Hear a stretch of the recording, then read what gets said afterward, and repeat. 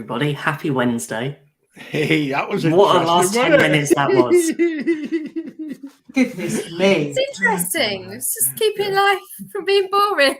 That is true. Right. Always on the edge of your seat. Yeah. And also, it's a challenge to everyone watching that there's a new link, there's something new, something different. And yes, Gremlins struck in. And I just want to say thank you to everyone who has come over from the old one over to the one we're actually live on. And not just those that for 15 seconds. But also those that are joining late and missed the fact that it all fell apart. Anna. I saw that. we saw you. Good act. Maybe that's what it is. Maybe it was Anna that broke it.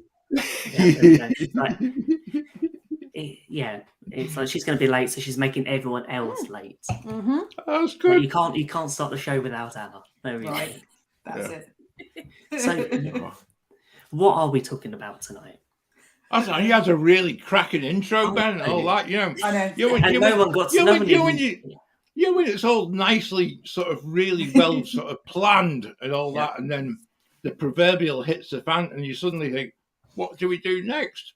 So I think, Ben, you should start with your intro because actually I thought it was quite immense. Personally, I thought it was one of the best intros to a Wednesday I think I've ever heard. John, did you write it?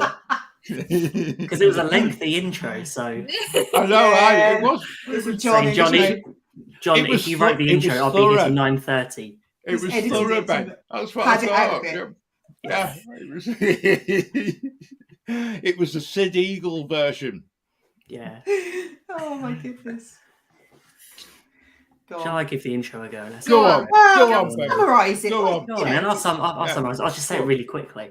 So, leave your worries at the gate and step into a world of magic and adventure, all on your own terms. A solo trip to Walt Disney World offers the ultimate freedom to explore the parks, create your own itinerary, escape from the outside world, or making memories that will last a lifetime.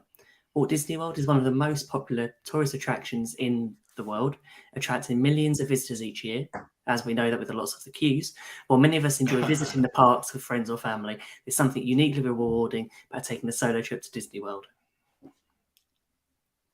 There you are. So we're talking about solo trips tonight. Solo trips. Something I've not done or been allowed to do yet. I found my week. I'm coming into my own now. You and me both, Ben. I think know. that's the key thing. You and I are going to spend the next bit of actually sort of having a strop and actually turning around and going, well, I think it'd be divorce papers in the post if we actually thought of such a thing. And I must admit, I have been warned. Don't even think about it. Oh, wow. Ben was also warned. Just sure. saying. I've been warned. But Becca's not here tonight, and I don't think she's in the chat, so it's perfectly fine. So there we go. Do what you want. Quick, get it booked. Yeah. We're actually on a note taking. John has it right. Being allowed. Allowed. Yeah. It could be a business trip. It could be a golfing trip, John. Golfing trip. Yeah, we always used to have that thing with Lloyd, wasn't it? Lloyd and I were going to do a golf trip. Golfing trip. Golfing trip to Orlando. Yeah. We're going to play golf because my original trip to Orlando, way back in the day, was a golfing trip, and that seems even more. Is that Fantasia Gardens and Winter Summerland golfing? No, it was proper golf. I know. Proper golf at Orange Lake, and my wife decided, since we're here, we better go and do the parks, haven't we? So I like the fact you blame Alison for that. Poor Alison. That's she's right. Anyway, I think we should do that again. Golfing trip. There we go. I'll phone Lloyd. You guys can tell her. I'll get Lloyd and we'll sort get Lloyd on the phone.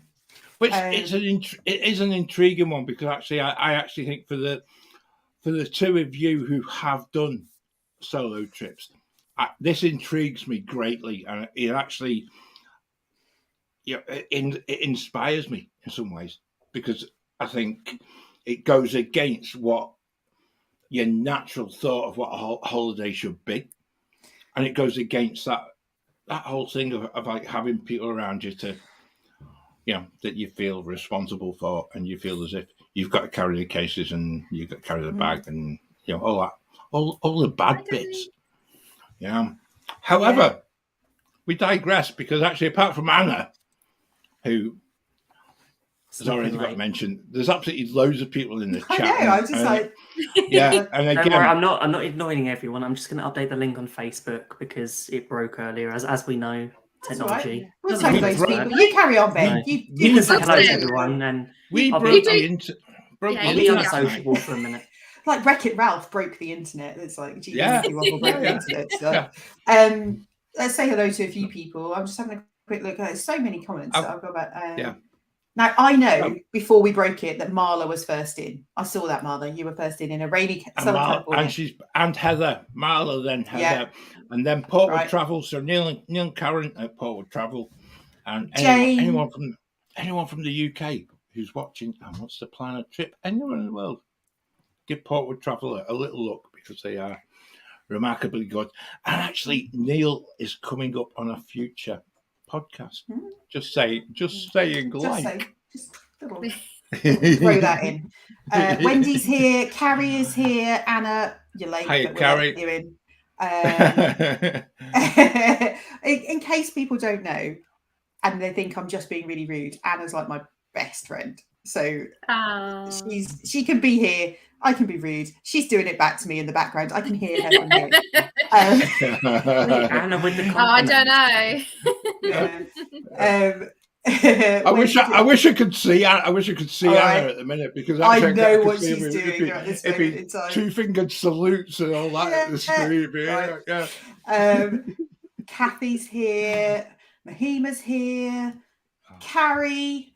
Oh, John, you're here. It's great to have you here. And then Danny and all the important people. So, do you know what? We've got loads of people with us. And there's Jane as well. Oh, fantastic. I just thank you everyone for coping with what has been probably the most stressful 18 minutes of Ben's week. It sums up what else could kind of fills in this week, doesn't it, Ben? Anyway, Robin, I'm going to ask you because I'm interested. What's your favourite thing about going on your own? Well, I suppose. And you're not allowed to say all Simon's the not extra room in the bed and no one's stealing my food. Well, it's not Simon stealing my food. It's definitely the other way around. Oh, can I try that? Oh, I'm not. Oh no, I'm full. I'm not going to get anything, but I'm going to eat half of yours. That's me, not the other way around.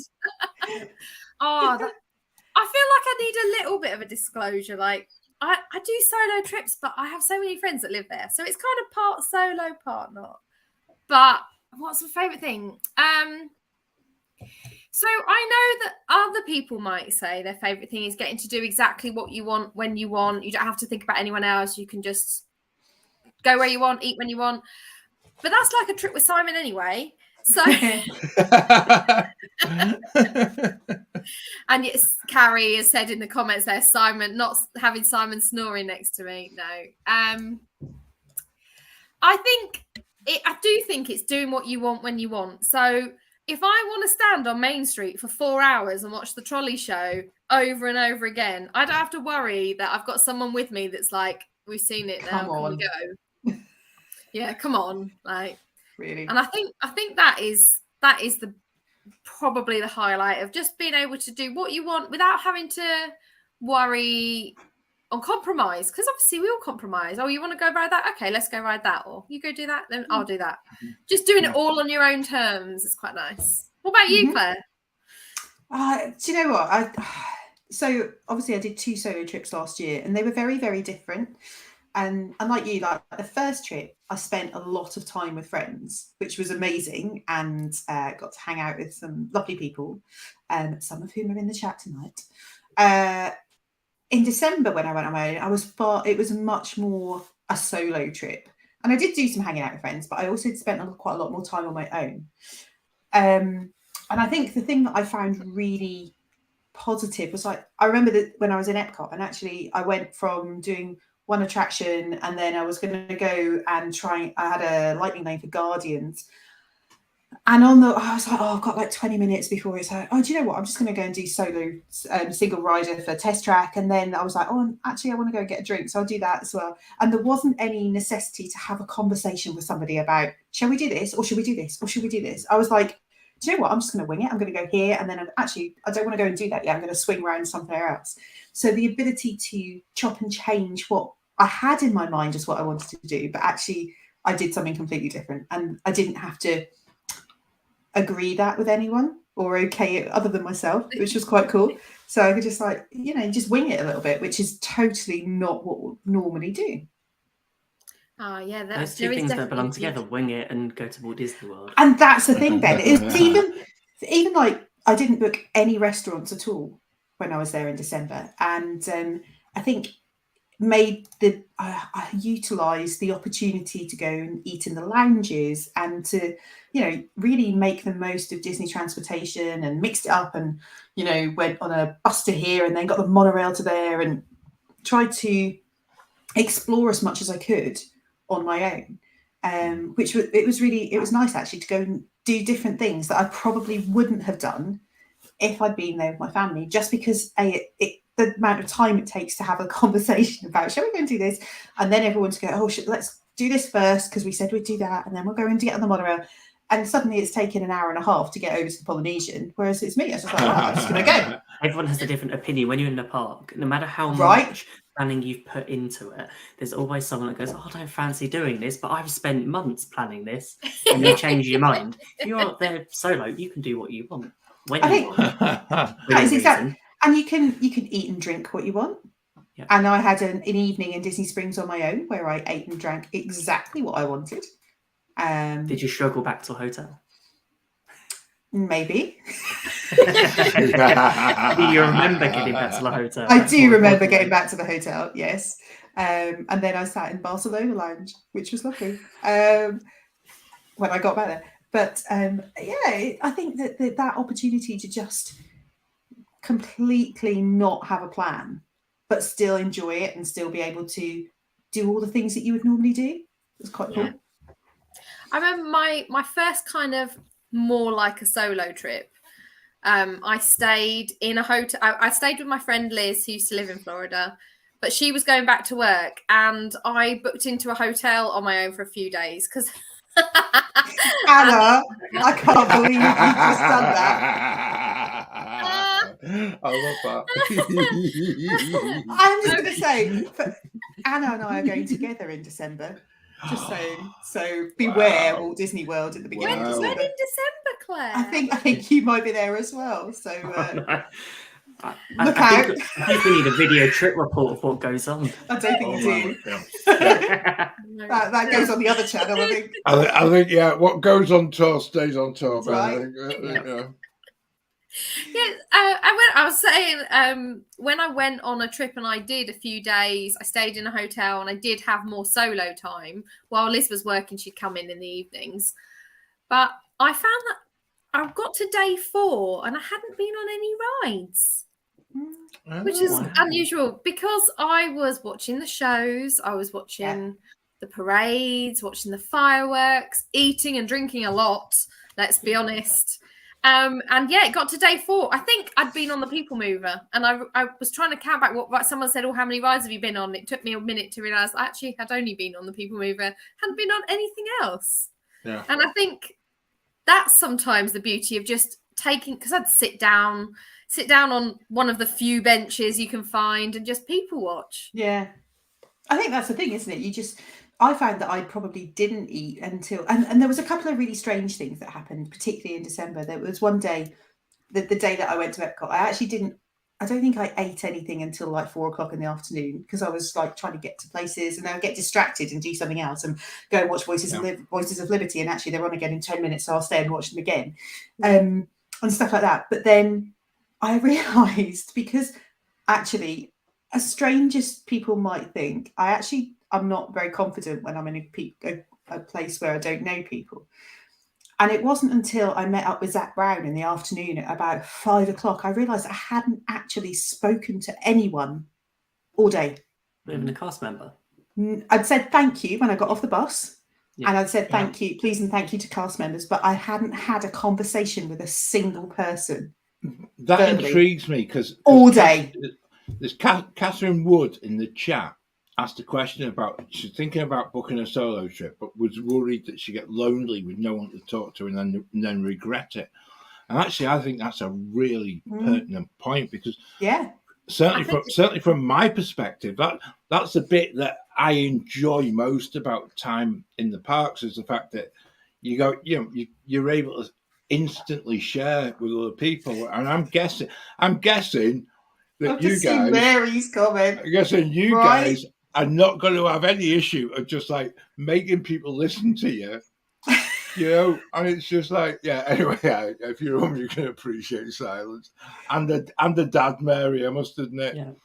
But I actually think, so certainly from another perspective, I think some of the best times that I've ever had in the parks is when you just start a random conversation with someone. Because strangely enough, I can't be doing with being quiet for too long. But you start chatting to people and you just meet people. Yeah. John enjoys talking. See, I'm the opposite, John. I don't like chatting to random people. I get quite uncomfortable about it. So I think I've strangely, Claire, don't bother me. I think it may be the northern southern thing. It's just you don't talk to people. Normally, I'm with you, Claire. I don't like talking to people, but it's amazing. I do talk to people, strangers, more when I'm in Disney, even when I'm not on a solo trip. But I really noticed that there was always someone to talk to, whether it be a cast member or someone in the queue or someone in Starbucks. Like there was always someone to have a couple of minutes. It's that type of place, though, isn't it? Yeah. Well, it's like shared love of Disney and stuff in common. Yeah. It just takes that first barrier away. So even if it's just to talk about something that's happening in the park that day or just something you've just done, it just opens it up. I think even though I hadn't actually had a verbal exchange with someone until later in the day, I hadn't felt lonely at any point because even when you're sort of standing in queue lines and, you're engaged, you do engage in eye contact with people and you sort of look at and sort of roll your eyes at various things. And so apparently so. Claire, rolling your eyes. There you go. Anna, get that typed in the chat there as well. That's it, But there is interaction, even if you're not having a conversation, if you don't feel comfortable to do that. So I didn't ever at any point through and that's why it was weird. It wasn't until Zach met me and I was like, I can still speak. This is weird because I hadn't actually spoken to anyone. And I was like, you're the first person I've spoken to today. He's like, that's ridiculous. Don't be stupid. I said, no, I genuinely was. Other than obviously ordering a drink here and there in Epcot. I had to do that. Well, obviously, But I didn't ever feel lonely. How did it feel? Because the thing I've always thought would be difficult is dining on your own.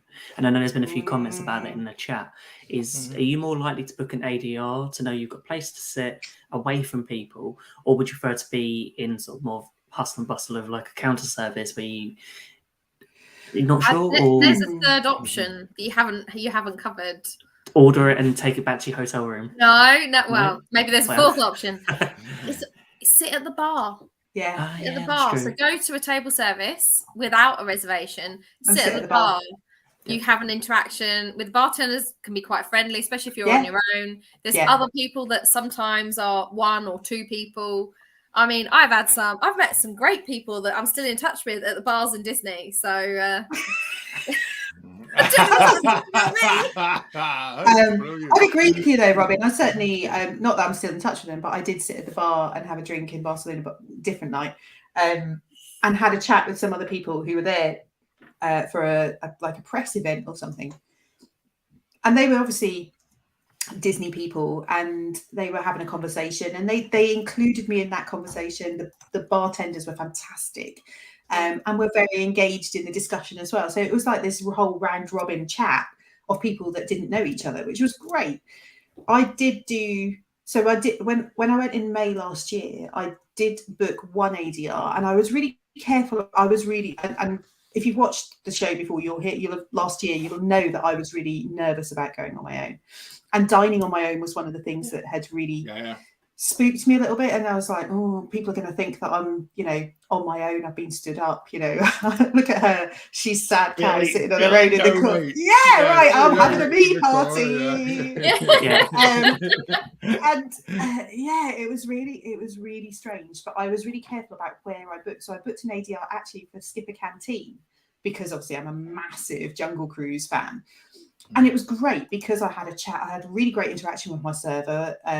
We had a laugh about all the theming. I spent some time in between courses wandering around the Skipper Canteen, looking at all the stuff like the books on the bookshelf and stuff. So I had time where I could spend it in that, because there was things to look at. I think if I'd sat in a restaurant where there was nothing to see, I might have felt a bit more like I need to have a book or my phone, and then it just I felt a bit uncomfortable like that. So I was really careful about where I chose. And I think there's that option as well. There are restaurants where there are things to see and things to do. Yeah, I would agree. It's best to choose something where there's something going on rather than like a signature on your own. Maybe doesn't have the same. But do you know what? Then you say that, then there are those walk-up reservations for Citrico's, for Gico, for places like that actually you can sit at the if in Gico, they're the cooking place, but they have the seating bar at the where the chefs are cooking, and you can have a chat with the chef. So it's like a chef's table, and you can't book them. So if you're on your own, you can just rock up at Animal Kingdom Lodge and do that. So I think there are some really positive things about. John's got a handy tip. When dining solo, pretend you're a food blogger. Why did I think of that? Take a photo of everything and write notes. I do that anyway, Claire. I'll be like that, right. I'll be like that, like, Just eat 2 bites of everything and leave the rest. Move it to the side. Order everything and eat a bite of everything. Yeah, that sounds fun. Yeah. Gets expensive though. Maybe.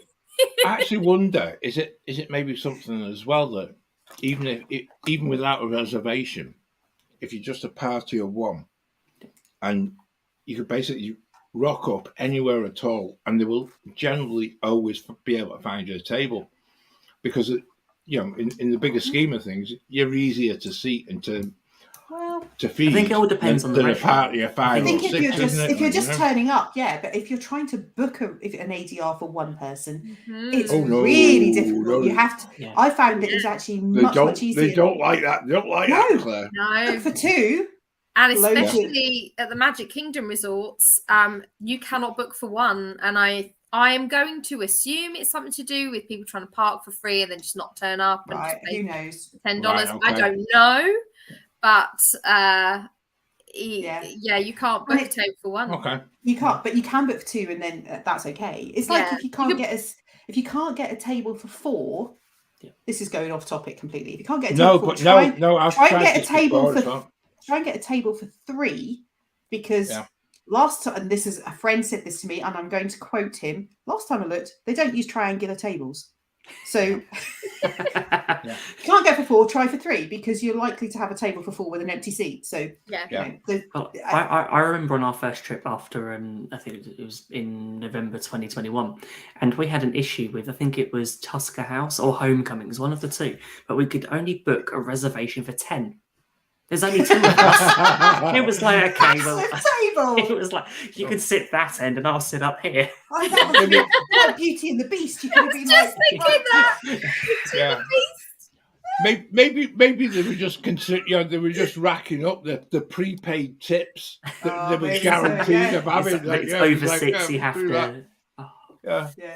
Colton, nice to see you. Thank you for joining us. We saw you in. I see Mark in there as well. Yeah, I am.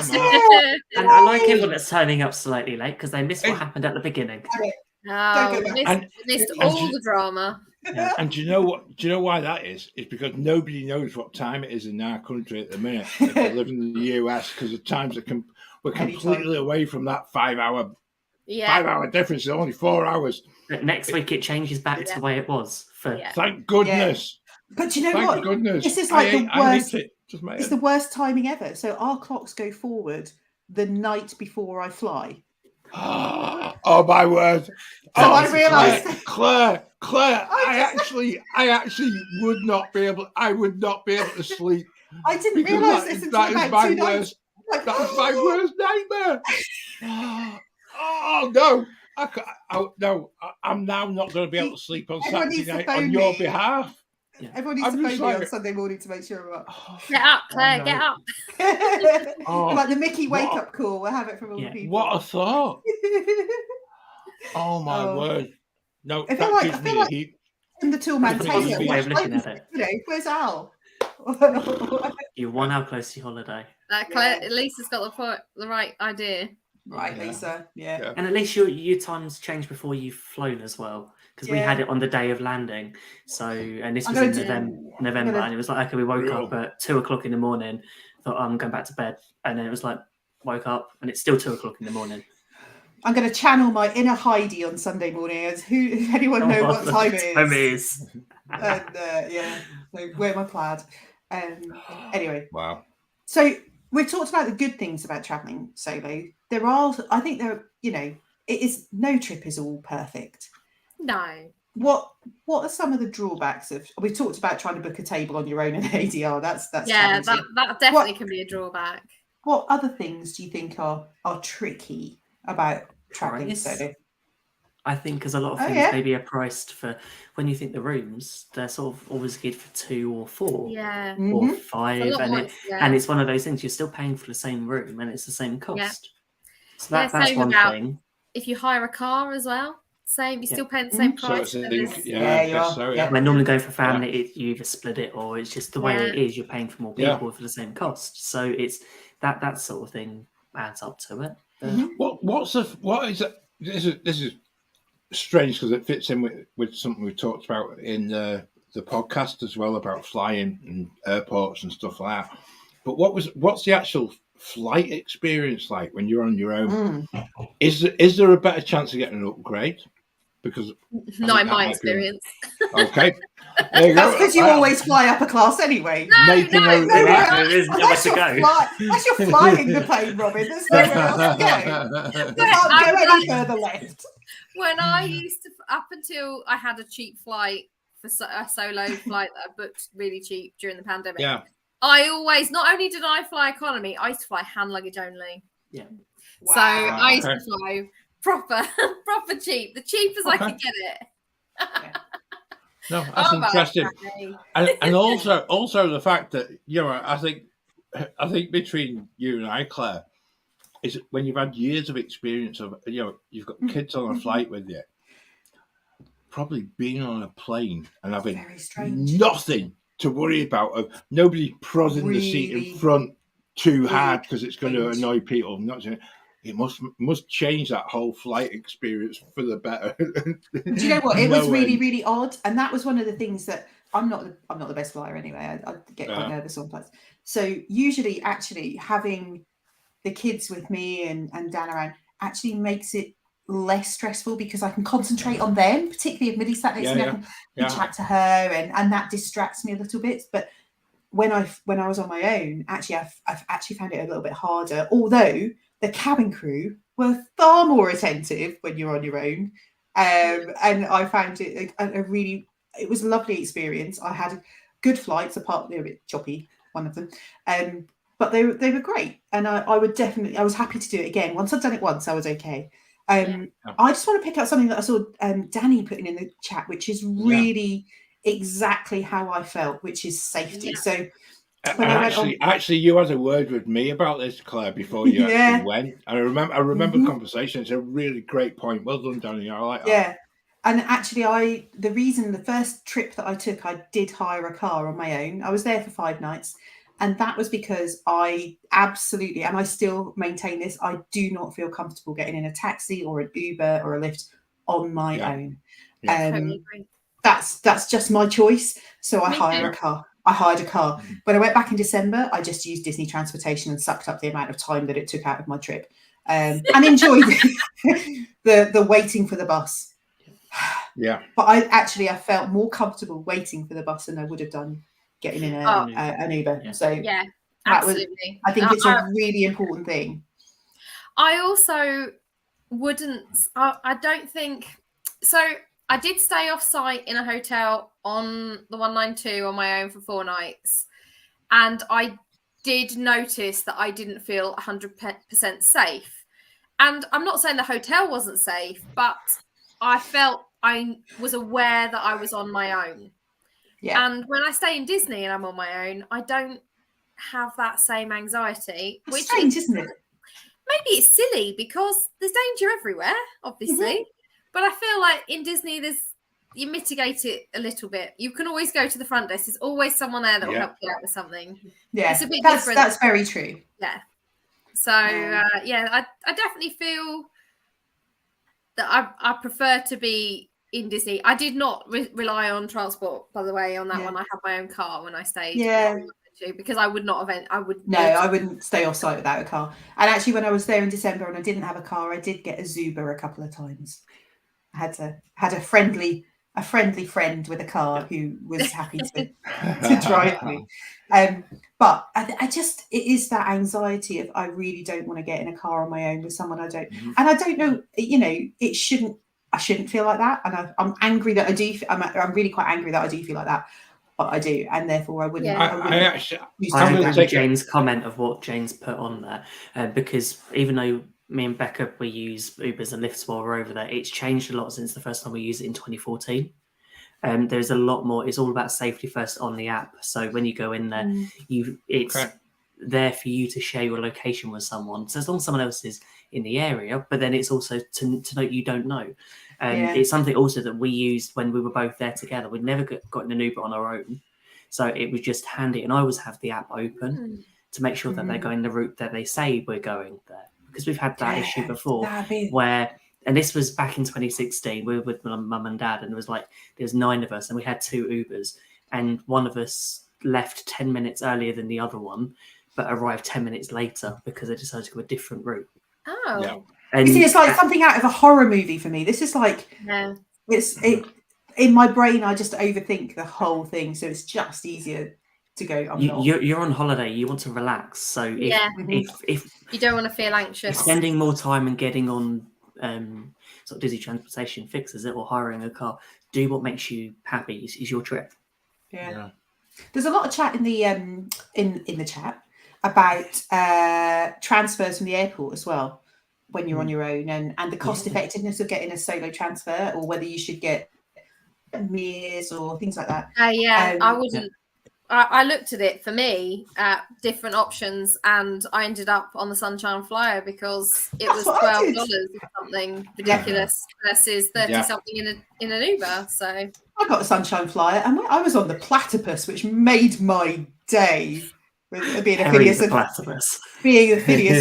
fan, it made it. I was taking photos of it. I'm on the Platypus. Small things amused me at that point, having been on a flight for 10 hours.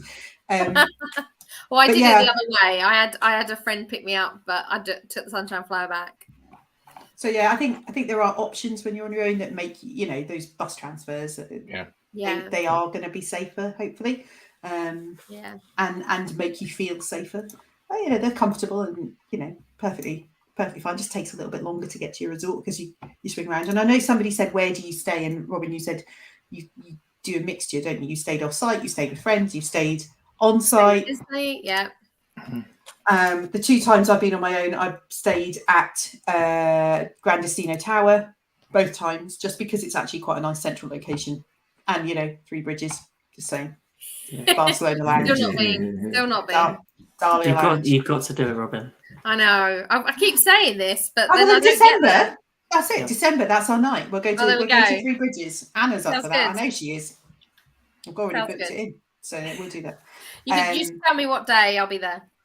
Someone told me that they have like a golf cart to drive you back to your room if you've had too much to drink at 3 Bridges. Wow. Now we're talking. Challenge. Right, I was saying that sounds like a challenge more than anything else. How drunk do you have to be before they roll out the golf cart? I want to we use the golf cart, or we were when we arrived late, Coronado Springs in 2016. Our flight was there like 4 hours. We didn't get there till midnight, and this was like a group of 9 of us, and it was like we were all in different areas of the resort, and without the bridge in the middle to get around at that point, and there was no tower, it was quite handy to have in a golf cart. Just sort of put your luggage on and away you go.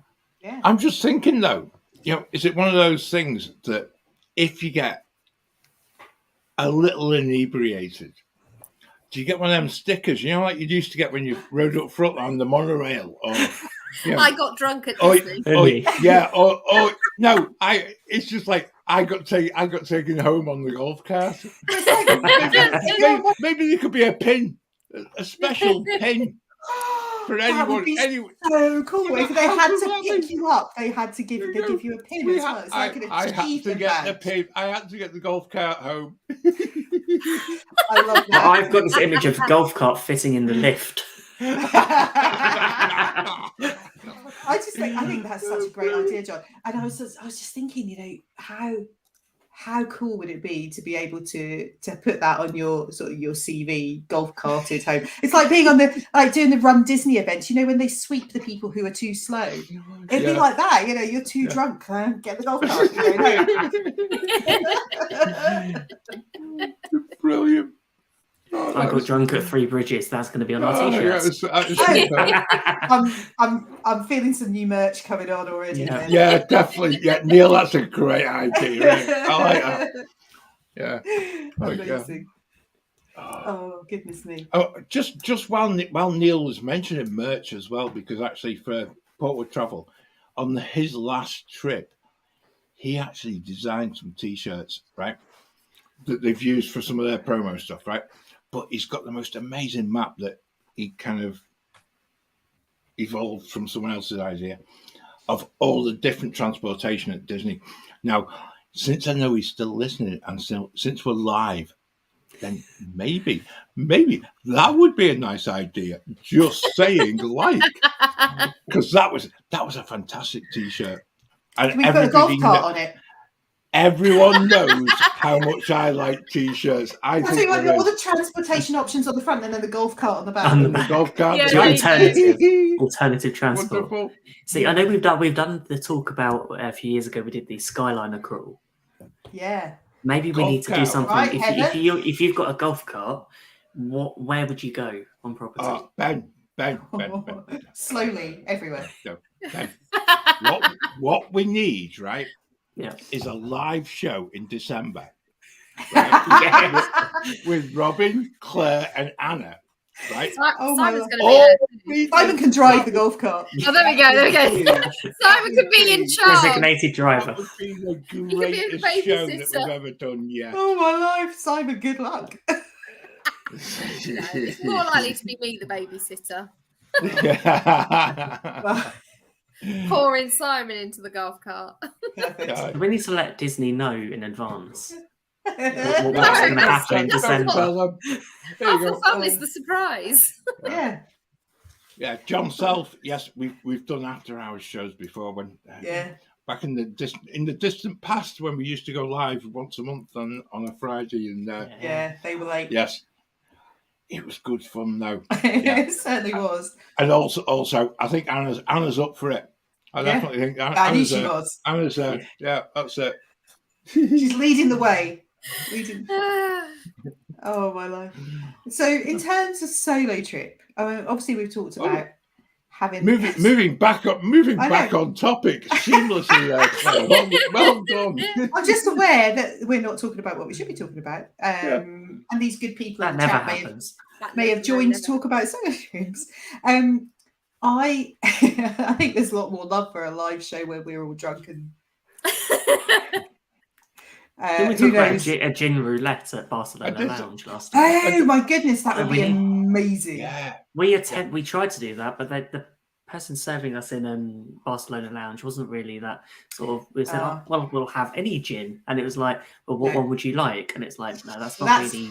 That's the conversation I had with. I think probably the same bartender, and he said, which gin would you like? And I said, well, what have you got? And he said, well, we've got 28 gins, and I went. Name them. And that's how the evening went from there. Actually, I had a great fun, but I was just like, well, you can't just say you've got 28 gins. You need to give me a bit more information than that. So I'm waiting. It was fun. So a gin roulette at Barcelona Lounge is always sounds good to me. Carrie, right. We've got a I think we're volunteer gonna be driver. There we go. We've got a driver. Designated driver. Designated driver. Excellent. I feel like an armada of golf carts now, because if we could pull some friends in and do like a little golf cart relay thing going on. I've had an idea. Every time that one of us is out there, or everyone, I'm out we there. go on. Well, you know, this is out there, isn't it? That we are out in Florida, in Disney, that we can hire a golf cart. Simon's fessing up here. That's it. We're in trouble. We're in total trouble here. That's it.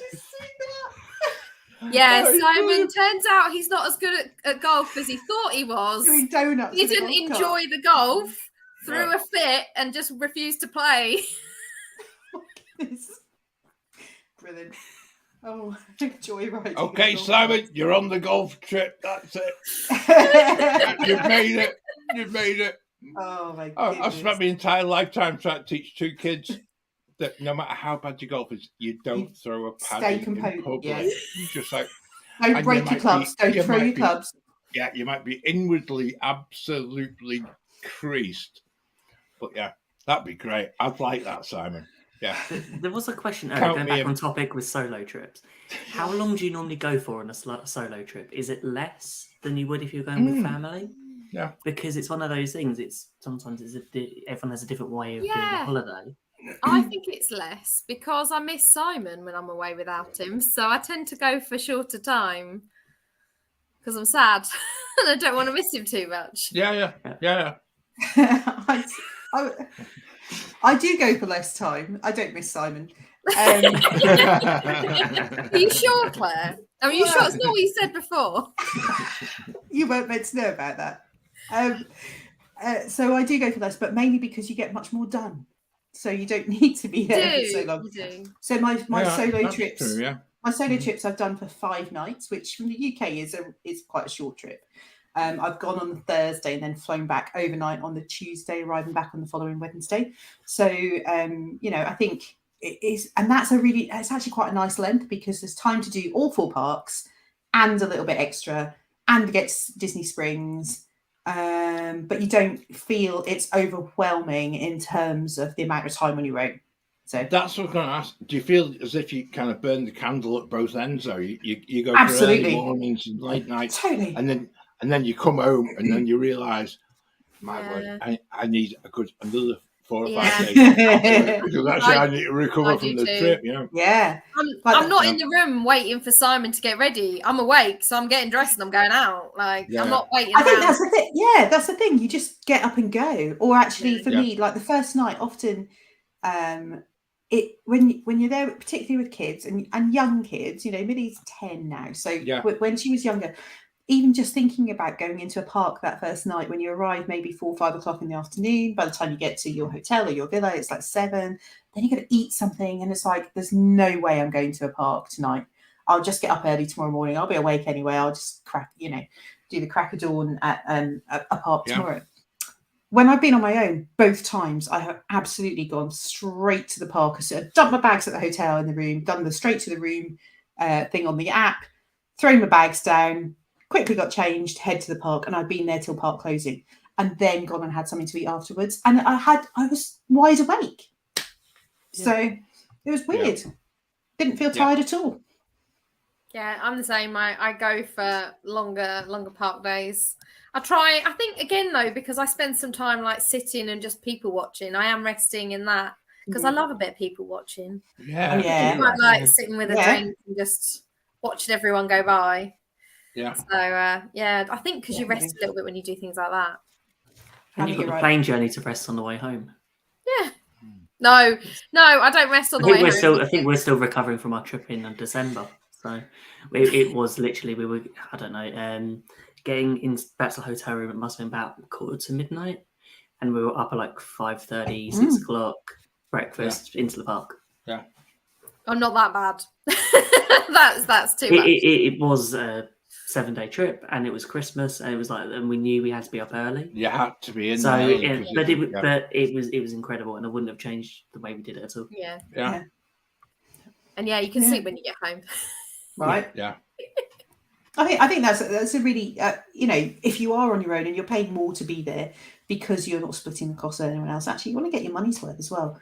Definitely. So I definitely that's Have to be careful when you're away on your own not to do things like leave your passport and hotel safe when you head to the airport. Is that because there's no one there to remind you that? That's because there's no wife looking after your passport for you. Oh. That's all the hallmarks of speaking from experience. Yes, oh my word! Last week, asked me who was having kittens. Oh, I was like, I've left my passport at the hotel safe. I know. I tell you what, you kept that quiet. Yeah. Well, for all his sneaking on to Tron and all this, that, the other, and all that. Right, and that's the first time I've heard that. That along with Claire's having to get up an hour earlier than your mind actually think it is on Sunday is right up on there, up there on my stress level. Yeah, I still think it's also on the same level as when you're not sure what to say to the immigration officer when you're walking through MCO. Why you're on your own? Yeah. I'll do what Claire does. Why? Don't condone that at all. Just saying. But that, do you know what? That is a weird experience when I had not anticipated that in any way, which is probably why I was like completely caught out.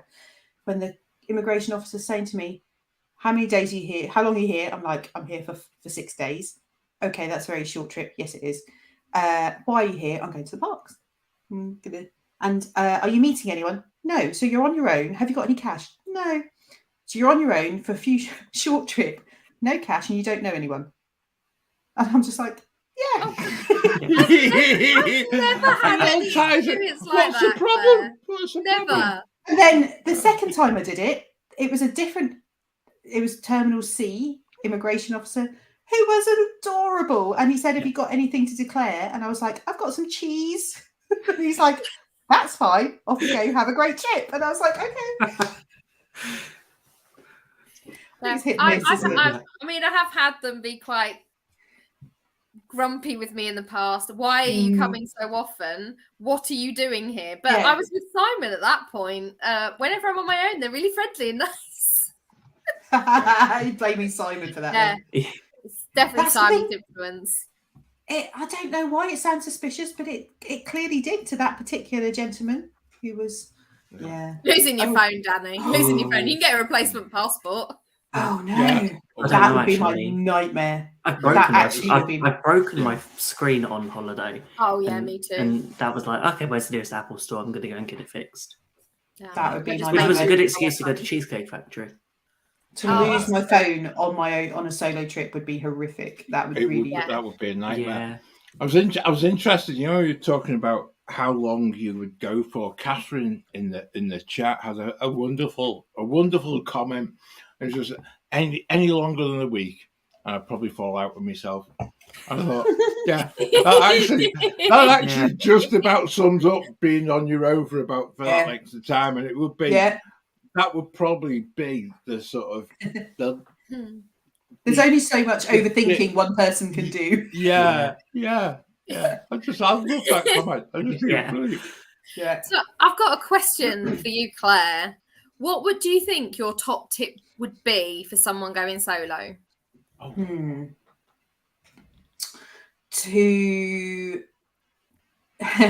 So my top tip would be to not give a monkey's about what other people are thinking of. You think other people might be thinking about you.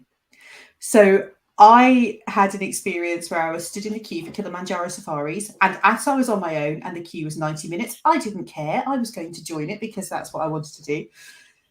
And I stood in this queue, and I swear to you, it was the bit of the queue that nobody ever sees, the bit that round the back that they open when it's busy. And I went past the same people over and over, and the look of pure pity in their eyes when they realised I was on my own. And there was this look of, oh, bless her, she's on her own. It's not even a thrill ride. So there's none of like, oh, she must have left her friends and families doing something else. It's just like this look of, and that was my interpretation of the situation. but it was something like, you know, actually, I don't care what you think about me. I'm here. I don't care if I'm not talking to anyone. I have silence. I have a Starbucks. I'm in Animal Kingdom. I am loving life at the moment. So, you know, yes, I'm on my own, and no, I don't care. And so I think for me, there was something around disregard what you think other people in your head you might be thinking about you, because actually they're probably not. It's all, you know. And that's just a good rule for life, though, Claire. And I think I know. But actually, you might be having a better time than them, because when you look around the queue line, there's all these other people having arguments. You're like, I'm not arguing with anyone. Yeah. Happiest place on earth. Right.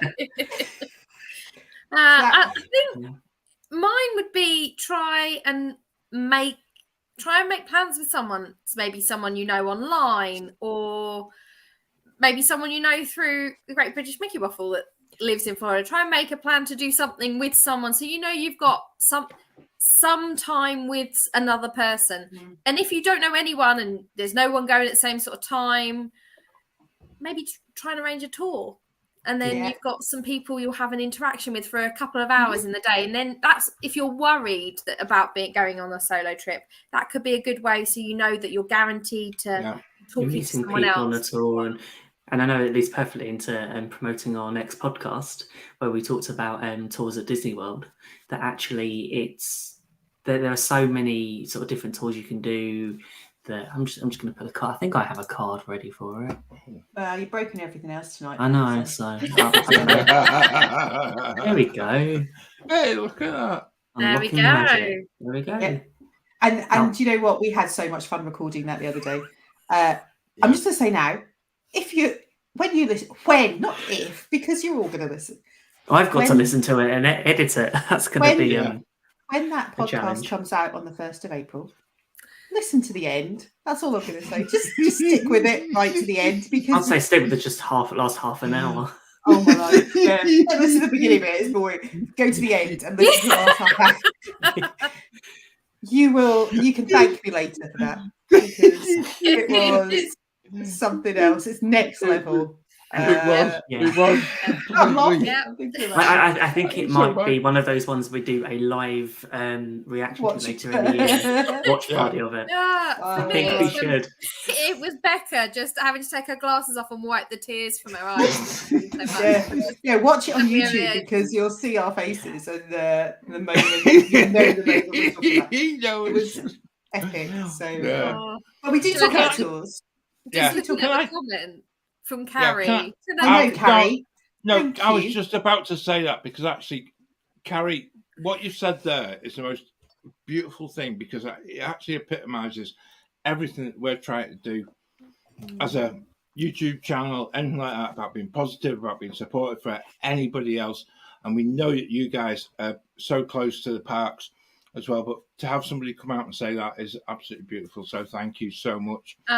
I just want to say, I also know firsthand that isn't an empty promise. There was someone on a forum whose husband passed away overnight in bed in their hotel room, and Carrie went to help out and offer this lady and her children support. I remember that was a long, long, long time ago, and I've never forgotten, because that's just the sort of person Carrie is. Yeah. Thank you, Carrie. We really appreciate that. I'm also not giving you details to anyone. I'm keeping you all for me, Carrie. I was just going to say, how does Carrie feel about a golf cart tour? She's the one that's driving it. She's driving. One of the drivers. She said she's driving. One of the. Your golf cart one driver. Yeah. Hi, Hannah. Hiya, Hannah. Thank you for joining us. I just want to pick up Mary's comment about talking to CMs, that a lot of them are from the college program, a lot of them are young, away from family for the first time. So it's all a new experience. So and that's kind of a reversal, isn't it? Because there's people who are on the college program who are totally on their own, without support from home, and actually are in real need, a lot of them, of just that bit of chat about and just that knowledge that they're actually, they're not completely just overawed by what's happening to them. And I think that's another cracking thing to be able to say to people. Yeah. The other thing is that you get some you get some really interesting information from cast members when you chat to them. So one of my evenings at the Barcelona bar, I had a chat with one of the bartenders there was a competition going on between bartenders across property to create a new beverage. And he had come up with an idea in his mind for this gin-based cocktail. And he was telling me about it because we were talking about what I was drinking. And he said, oh, and there's this and it's this. And it uses this particular grapefruit spritzer that you put in it. And I was like, oh, it sounds amazing. And he's like, well, do you want to test it? And I'm like, yes. Okay.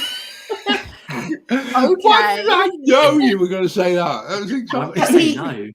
He made me, and he used this gin which changed colour when you add some acid into it. And but he didn't have a name for it, so we then spent like the next hour him making me this cocktail that doesn't exist on any menu anywhere, which was actually really, really good. Coming up with ideas, and I helped him name his cocktail. And he was talking about the competition between the bartenders and how they all want to work in specific places and what they learn from each other. And it was a really great conversation in terms of not an experience I would ever have had if I hadn't been sitting at the bar at that particular moment. So I've just seen another comment from Carrie actually about spending time offering to take someone's photo and being the magic for someone else. And that's something I do a lot when I'm on my own, is if you're with someone, you're busy, you're doing something else often, but when you're on your own and you've got a bit more time, you see people, I certainly, if I see people trying to take a photo, I'll be like, do you want me to take that for you? Or something like that, just to, I like trying to be a bit magic. A bit of magic. I like that. Oh. And that's Lisa likes sitting at the bar and getting free taste from the bartender. Doesn't like that. Not going to complain about that. I think there's lots of opportunities to interact with people if you want to, but also if you don't want to, that's also okay. So, yeah, there's definitely no pressure because you're on your own. People don't talk to you because you're on your own. I think it's a vibe you give out. If they try and say hello to you and you just say hello back, you kind of know that we're not up for a chat. If you say hello and build on it, then that's a really good way of looking at it, actually. I like that. Yeah, and I think sometimes being British helps actually in that situation because they hear the accent. So I had a really interesting experience on Smuggler's Run, where I did the single rider line, and I know John mentioned one of the top tips of being on your own is using single rider line. Absolutely. Yeah. Although the Smuggler's Run single rider line is dull as dishwater. It's a really boring concrete staircase. But I ended up having the experience of my life on that ride when I rode with 5 Canadian seniors who were lovely and extremely friendly, but Grandma and her sister driving the Millennium Falcon was not successful. And honestly, I had the best ride experience of there. The video that one of them was taking was just me laughing. How much damage did you do to the video? They hit everything. And so I was an engineer. I was like, just keep my finger on the button. And it was really, really funny. And I will never forget that because they were so lovely and wanted to chat. And they were just, oh, you're from the UK, whereabouts? And I had this conversation with them. And then we got onto the attraction. I was like, oh no, this is a car crash waiting to happen. And it really was. So it was hysterical. So there are benefits, definitely. Maybe that's something we could add to our shop. Badges, I'm on my own, please talk to me. Please talk to me. Please talk to me. We could do ones like, do not talk to me, just leave me alone. I'm on my own. I don't like people, don't talk to me.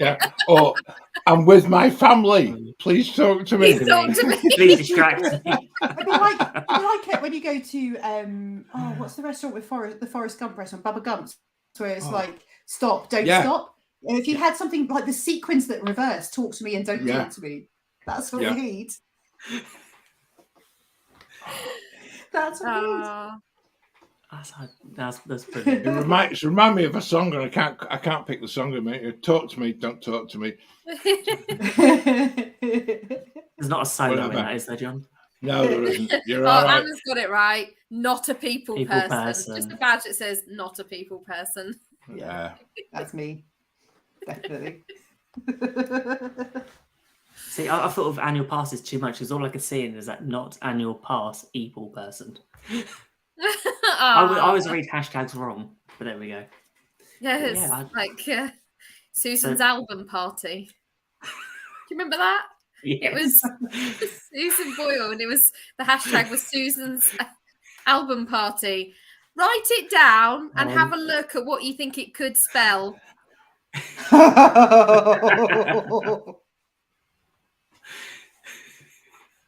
There you go.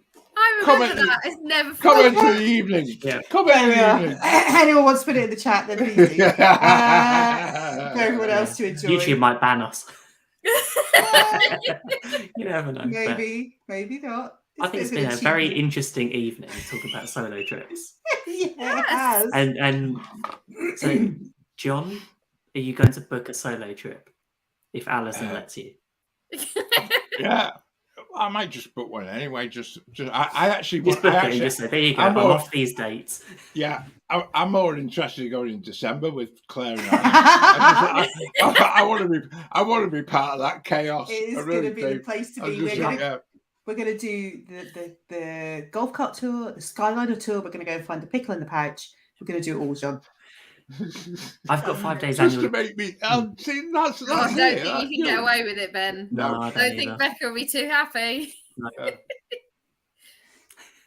I actually think that I think on the biggest thing that we've heard from both Robin and Claire tonight, it isn't as scary as perhaps you think before. You know, if you're doing it for the first time and you try to just sort of pick all the negatives out of it, and you suddenly find, well, actually, I booked it, and then you suddenly turn up and it's like, yeah, this is easier to do than I actually thought, and I hope somebody watching is going to sort of take that out of what we've discussed tonight. Yeah. Definitely agree. So treat it like the first time you go on Tower of Terror. You absolutely panicked, don't want to go on it, but once you've done it, you've gone, yeah, fine, I'll go on it again. Yeah, that was great. Why was I scared? I loved it. Book another. Book another. Book another one. Book another. Yeah. That's exactly what happened to me. I was so worried and so nervous, and actually, got home, booked another. And more solo trips you do, the more air miles you get. So more time you can go back. More solo trips you can do. Yeah, right. Definitely. But yeah, I want to thank everyone for sticking with us tonight. It's been a great show. Thank you. The chat has been amazing tonight, and I just want to say, it certainly has. It has. Thank you. And if you've enjoyed the show, don't forget to hit the like button. And also, we're only a few subscribers away from 750. It's about 7 away. So if you haven't subscribed yet, consider doing it. And if you already have subscribed, invite a friend to. We'd love to reach more people. And yeah, as Portable Travel say, don't forget to hit the like button. Yeah. The other one as well, Ben, if you think you've already subscribed, go back and just double check as well, because I know YouTube tend to sort of play about with your subscriptions from time to time, and you might find that you might not be, and you never know, we might even get to 800s sometime soon. And also make sure to ring the bell and get notifications. There you go. Just so that you have to sing the song when you ring the bell. Live. Ring the bell. And also, we have a video of stuff that is coming up. So excellent. I think it's time for that.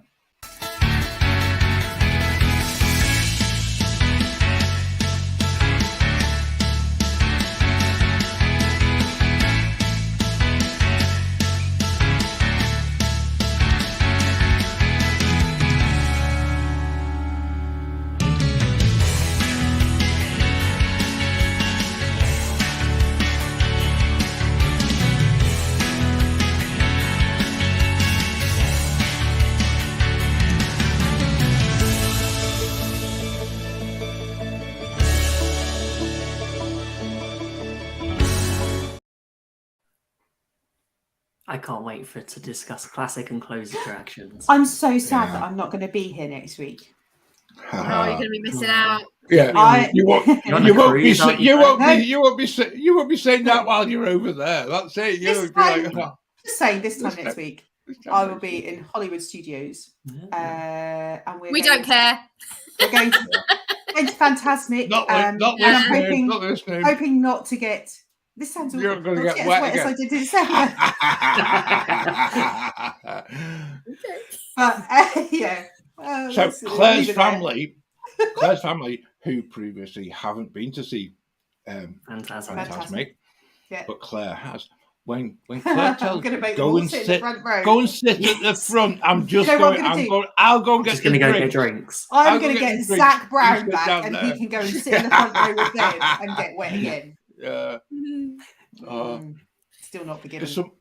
I'm just going to say we don't often get a chance of this, but actually at the very end of the show, some of the comments that pop up are the most lovely things, and we're just glad that you've enjoyed the show as much as we have, and it's just so nice that we're getting this sort of feedback. Anna, thank you so much, because actually it's just such a lovely community to be part of, and I'm going to make sure part of it. Yeah, all Carrie, the bars are stocked. Carrie, golf trip to Bay Hill. I actually think that's There's so many opportunities. Yeah, I think that's a great idea. It really is. I think so too. Yeah. Let's just hope I get up in time on Sunday. Oh, you'll be fine. You'll be fine. Claire, you won't have slept all night, Claire. We'll all send you a message. I'm twitching now. My brain's in absolute overtime. Do you know what? I usually have total trust in Apple devices to change time correctly. But this time I'm like, it's not going to happen. It's your holiday. Does a speaking clock still exist? Or do you have to pay for that? Are you on the phone? Just check it. I can get the there are probably some people watching that don't remember that. I know. I know. Claire, like you.